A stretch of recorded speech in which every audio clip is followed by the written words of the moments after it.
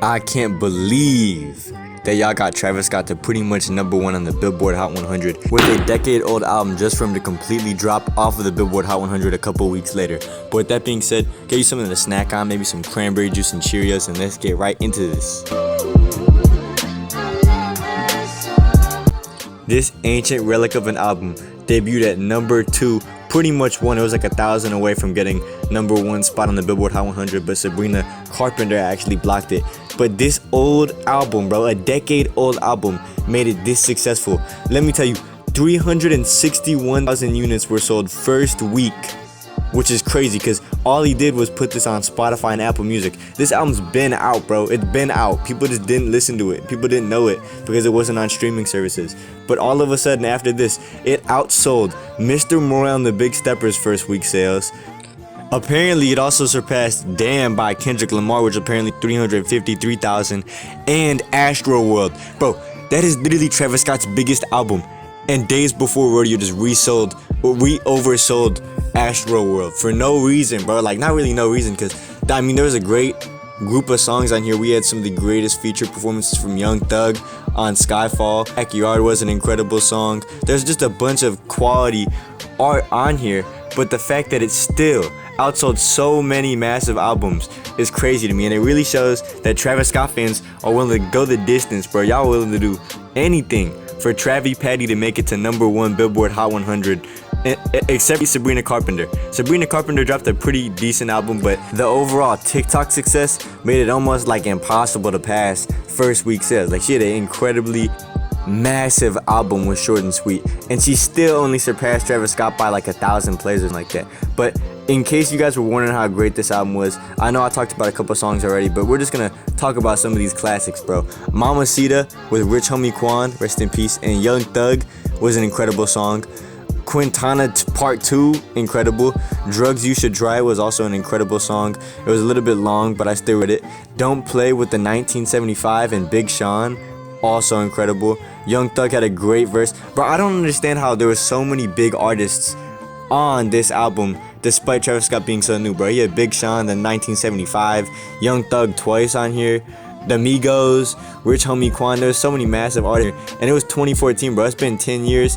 This was right when Travis Scott was starting his career, and it still had that many artists on it. And I mean, I think it's completely valid for it to be selling so well nowadays because it aged so great. A lot of people were really excited for it to be back on streaming services because people were listening to it on like YouTube or like SoundCloud, on like everything, like anywhere they could get it.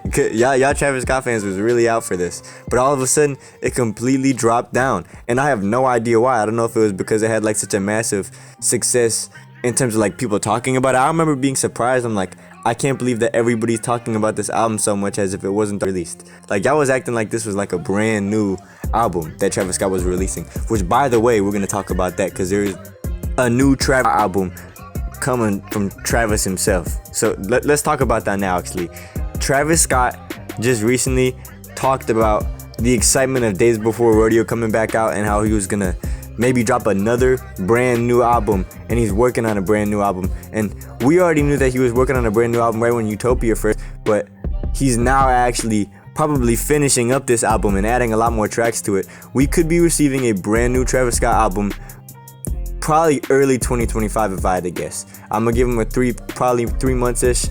Probably not gonna drop 2024. There's a lot of big competition. This is the year that Drake and Kendrick had their big beef and stuff. Like, a lot of people were very unmotivated to drop, and there's still a big stacked catalog. We got A$AP Rocky, J. Cole. I mean, if you guys watched my last video, you know how stacked the rest of this year allegedly is if they end up dropping their albums.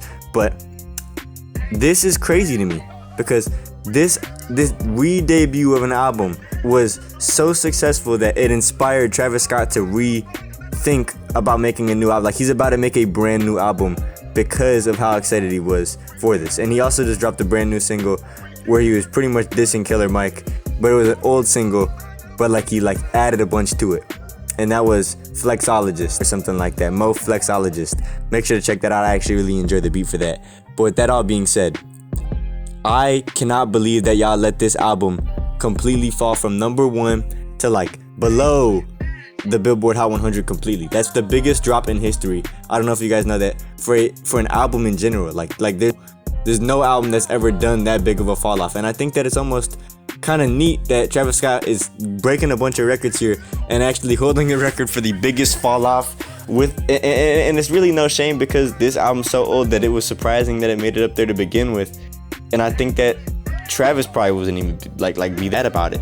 But that being said, sorry I keep stuttering, bro. I'm having a little tired day, and yeah, thank you guys for so much support recently. I really appreciate it all, and here's my socials if you want to support some more, you know what I'm saying? With that being said though, I love you all very much. Let me know how you guys feel about this in the comments below. Do you think that Travis gonna be dropping a brand new album this year, or am I tripping? I love you all very much. I'm conflicted, and I'm out. Peace.